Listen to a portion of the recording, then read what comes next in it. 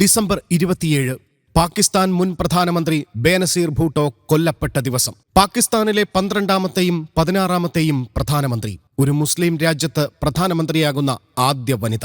പാകിസ്ഥാന്റെ പ്രസിഡന്റും പ്രധാനമന്ത്രിയുമായിരുന്ന സുൽഫീഖർ അലി ഭൂട്ടോയുടെ മകൾ ബേനസീർ ഭൂട്ടോ.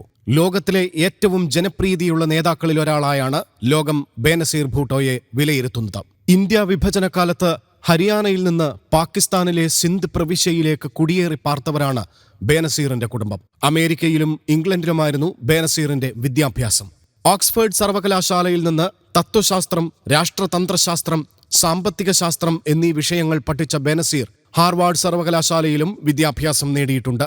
1977 രാജ്യത്ത് മടങ്ങിയെത്തിയ ബേനസീർ ജനറൽ സിയ ഉൽ ഹക്കിന്റെ നേതൃത്വത്തിലുള്ള പട്ടാള ഭരണകൂടം തന്റെ പിതാവ് സുൽഫീഖർ അലി ഭൂട്ടോയെ തൂക്കിക്കൊന്നതിനെ തുടർന്ന് പാകിസ്ഥാൻ പീപ്പിൾസ് പാർട്ടിയുടെ നേതൃത്വം ഏറ്റെടുത്തു. സിയ ഉൽ ഹക്കിന്റെ ഭരണകൂടം 1981 അവരെ തടവിലാക്കി.